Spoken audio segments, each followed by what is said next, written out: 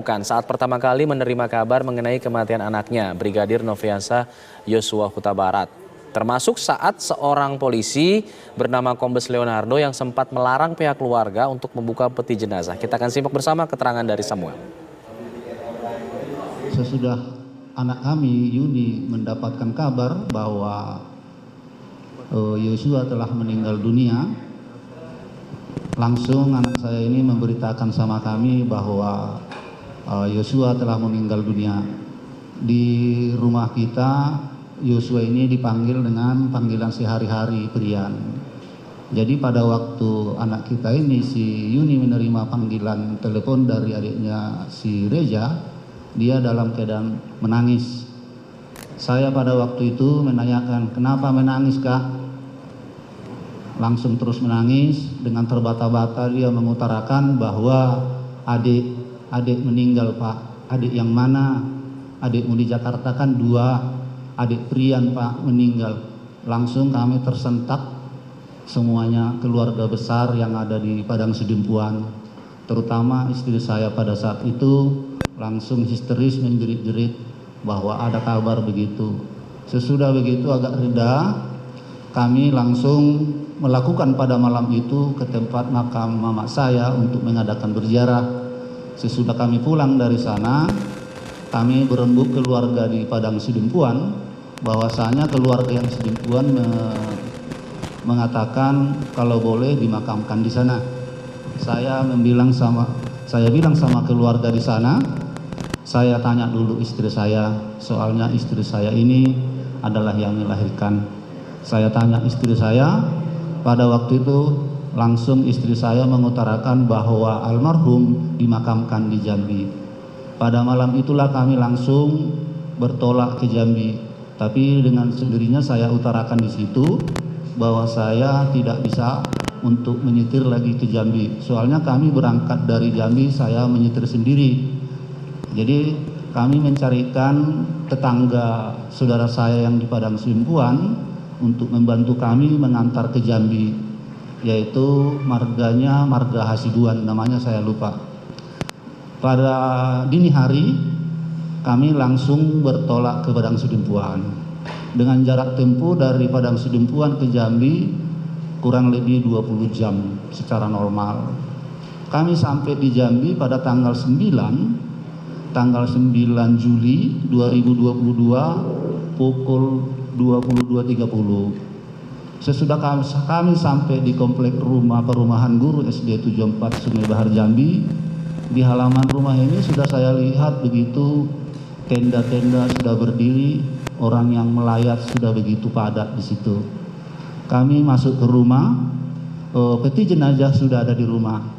Di ruangan tengah. Spontan kami merasa sangat bersedih, menjerit, menangis, dan semualah kedukaan itu terasa di kami yang baru datang. Apalagi istri saya selalu menjerit sepanjang jalan hingga sampai ke rumah kami. Di sana kami dapati sudah ada pada waktu itu saya belum memperhatikan pertama sekali bahwa itu namanya Pak Leonardo. Soalnya kami dalam keadaan duka yang begitu dalam. Jadi keluarga yang di sana langsung meredakan saya dalam tangisan. Sesudah saya agak reda, datanglah itu Pak Leonardo Simatupang berpangkat kombes, menyodorkan secari kertas, yaitu kertas serah terima jenazah untuk disuruh ditandatangani. Pada saat itu saya tidak mau langsung menandatangani. Langsung saya bilang sama Pak Leonardo Simatupang, ini surat apa Pak? Ini surat serah terima jenazah. Saya sanggah waktu itu, macam mana Pak saya mau menandatangani surat penyerahan jenazah ini? Isi peti jenazah ini saya belum tahu anak saya apa bukan. Pada waktu itulah kami agak lama bernegosiasi ataupun beradu argumen itu sama Pak Leonardo, bermacam-macam dengan alasan bahwasanya peti jenazah tidak boleh dibuka.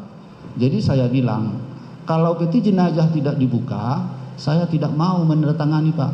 Soalnya isi peti jenazah ini saya belum tahu anak saya apa bukan. Kalau anak saya isinya, ya mending. Kalau bukan anak saya, nanti bisa-bisa saya yang celaka ataupun masuk penjara. Yang penting dibuka dulu peti jenazah, saya lihat isinya anak saya apa bukan. Jadi begitu lama kami berorganisasi, istri saya pun sampai memohon-mohon waktu itu untuk dibuka peti jenazah. Dengan sendirinya Pak Leonardo sampai menunjukkan lagi surat visum dari rumah sakit. Ada 4 item itu surat yang ditunjukkannya sama kami. Dengan sendirinya juga Pak Leonardo lama-kelamaan dia mengizinkan dibuka. Tapi dibuka itu peti jenazah tidak boleh keseluruhan, hanya sebatas dada. Dengan alasan itu jenazah sudah diformalin dan divisum, nanti formalinnya tidak berguna lagi katanya. Bang Reza, ini kan sidang untuk terdakwa Ricky Rizal dan Kuat Ma'ruf begitu ya. Tapi kemudian ayah dari Yosua, Samuel Huta Barat, diminta untuk menceritakan lagi kronologi saat ia menerima jenazah Yosua. Apa kemudian korelasinya antara terdakwa Kuat Ma'ruf dengan kronologi pada penerimaan jenazah? Karena kan itu pada saat itu Kuat Ma'ruf tidak lagi berperan. Ada teori atau model dalam psikologi forensik, tadi sempat kita singgung tentang model opini publik ya, tapi sekarang saya ingin singgung tentang normatif model. Normatif model atau model normatif ini ingin mengatakan bahwa hakim itu sesungguhnya juga belajar tentang bagaimana proses berpikir, bagaimana tentang penggalian informasi dari ruang-ruang sidang yang lain. Kenapa model ini yang saya sampaikan? Karena kita tahu ada 2 persidangan. Pertama terkait dengan pembunuhan berencana, satu lagi terkait dengan obstruction of justice. Apakah kemudian penggalian informasi tentang jenazah mendiang Brigadir Yosua ini juga dipandang bermanfaat untuk di ruang-ruang sidang lainnya? Tentu majelis hakim yang tahu itu. Tapi ingin saya katakan adalah kenapa di persidangan Richard Eliezer justru banyak menggali tentang terdakwa Putri Chandrawati. Kenapa dalam persidangan Richard Eliezer justru banyak menggali tentang kondisi jenazah Yosua? Tadi saya katakan, tidak tertutup kemungkinan informasi semacam ini digali di ruang sidang yang satu ini, tapi akan bermanfaat bagi majelis hakim di ruang-ruang sidang yang lain. Baik, menarik. Bang Reza, kita simak juga ini keterangan hari ini juga di mana ayah Yosua, Samuel Huta Barat ini mengaku juga semakin curiga saat melihat sejumlah luka pada jenazah sang anak, yaitu Brigadir Yosua. Keluarga menemukan luka di bagian hidung, kelopak mata, dan dada sebelah kanan. Kita simak bersama. Jadi diizinkan kami membuka, saya buka sendiri, saya buka plastiknya dibantu keluarga yang di sana. Ada itu dari Kota Jambi, keponakan saya namanya itu Sinenjol, membantu membuka. Sesudah saya buka itu peti jenazah dengan batas 2 kancing baju, saya pertama kali melihat wajahnya dengan luka di wajah. Pertama saya lihat luka di hidung yang dijahit, bibir sebelah kiri, luka di kelopak mata sebelah kanan, dan di bawahnya lagi ada luka.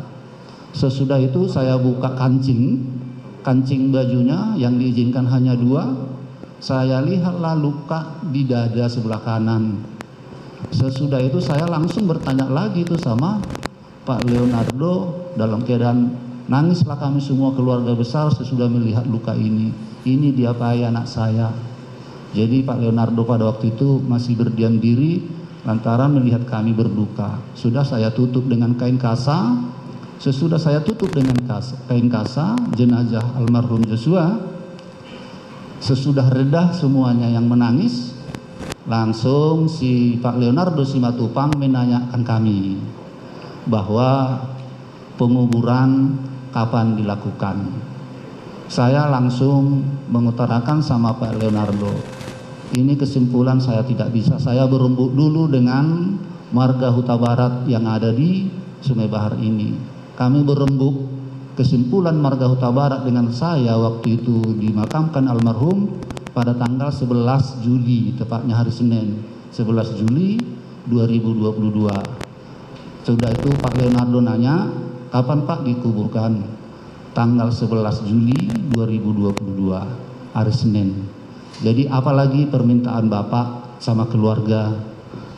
Langsung istri saya mengutarakan bahwa memohon agar pemakaman jenazah dilakukan secara kedinasan ataupun secara militer. Jadi Pak Leonardo pada saat itu menyanggupi apa yang kami minta. Apalagi yang diminta, cukup itu Pak. Jadi Pak Leonardo sebelum pulang ke Jambi, saya desak beliau untuk menceritakan kenapa anak saya kok meninggal begini. Pak Leonardo bilang, di sini Pak Huta Barat, saya tidak bisa mengutarakannya didengar oleh orang banyak. Soalnya ini aib. Jadi ini pantas didengar hanya keluarga inti. Jadi saya bilang, di sini semuanya keluarga yang di dalam rumah ini.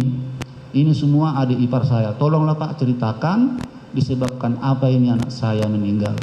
Yang benar Pak, ini keluarga semua. Ya benar. Benar Pak, diulanginya lagi. Benar, tolong ceritakan. Saya memang tidak mengetahui secara keseluruhan peristiwa yang terjadi di Jakarta. Hanya pesan singkat yang disampaikan sama saya. Sesudah itu diceritakan Pak Leonardo lah bahwasanya kejadian kematian almarhum di rumah dinas Pak Ferdi Sambo tanggal 8 Juli. Jamnya saya tidak tahu. Jadi diceritakannya pada waktu itu keluarga Pak Ferdi Sambo atau Ibu Putri mengadakan PCR. Mereka baru pulang dari Magelang. Jadi menunggu hasil daripada PCR, mereka mengadakan isolasi mandiri di Duren 3. Sambil menunggu hasil daripada PCR, Ibu Putri masuk ke dalam kamar beristirahat. Dengan sendirinya, menurut keterangan Pak Leonardo, almarhum Joshua masuk ke kamar Ibu Putri, hendak berbuat tidak senonoh. Jadi Ibu Putri menjerit. Di dalam keadaan menjerit Ibu Putri, almarhum keluar dari kamar dalam keadaan panik. Tepatnya di depan pintu kamar utama, datanglah dari atas si Beradae menanyakan almarhum, ada apa Bang? Almarhum tidak menjawab dengan omongan, langsung mencabut senjata yang ada padanya, langsung menembak si Beradae. Jadi sudah menembak secara langsung, terjadilah tembak menembak. Hanya sampai di situ yang bisa diceritakan oleh Pak Leonardo. Jadi kami tertegun mendengar itu antara iya dengan tidak. Sesudah selesai diceritakan Pak Leonardo pamit pulang ke Jambi. Jadi saya bilang waktu itu, kok pulang ke Jambi Pak? Apa enggak datang hari Senin ke sini waktu pemakaman? Jadi Pak Leonardo bilang datang. Saya harus ke Jambi. Soalnya pakaian hanya di badan saya sambil beli pakaian besok. Sesudah itu pulanglah Pak Leonardo ke Jambi. Pada esok harinya, anak saya yang paling bungsu si Reja atau Mahareja Rizky menceritakanlah kepada kami keluarga bahwasanya formalin yang ada disuntikkan ke tubuh almarhum berdosiskan 24 jam. Otomatis keluarga termasuk tante-tantenya mengambil inisiatif untuk menambahi formalin. Pergilah mereka ataupun menginformasikan ke pihak medis Rumah Sakit Umum Daerah Sungai Bahar untuk meminta pertolongan disuntikan formalin ke tubuh anak kami almarhum. Pada hari Minggu tanggal 10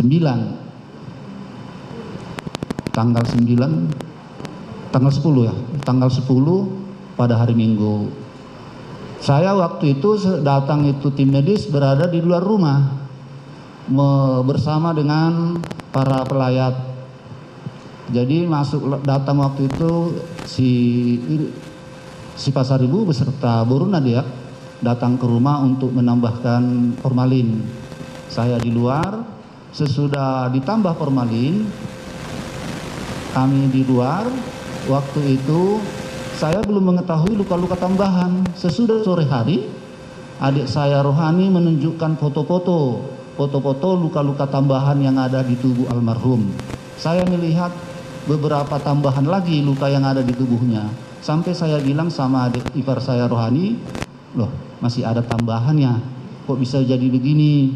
Pada waktu itu saya lihatlah luka tambahan di rusuk kanan memar, rusuk kiri ada memar, ada lagi luka di bahu agak kanan atas, dan jari-jarinya kelingking dengan jari manis hampir putus nampaknya di foto itu, dan di kaki sebelah kanan ada luka berupa luka sayatan. Sampai saya menangis lagi pada saat itu waktu melihat luka tambahan itu. Bang Reza, cerita yang begitu detail dan juga tertata dengan baik, kata-katanya dan tenang disampaikan begitu, merujuk pada normatif model tadi yang Anda katakan, kesaksian dari Samuel ini kira-kira akan disesuaikan dengan sidang yang mana? Barangkali akan disesuaikan dengan sidang terkait dengan obstruction of justice.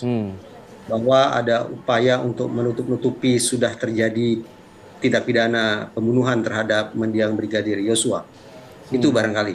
Di situ tapi muncul, izinkan saya untuk memberikan apresiasi ya untuk Pak Samuel ya. Tadi sempat kita diskusikan tentang apa sesungguhnya parameter informasi atau keterangan yang berkualitas dari sudut pandang psikologi forensik. Ini contoh yang baik. Bahwa ada saksi yang menyampaikan informasi, yang menyampaikan keterangan secara utuh atau secara lengkap dan tidak asumsikan akurat sesuai dengan kenyataannya, sesuai dengan kondisi jenazah mendiang Brigadir Yosua.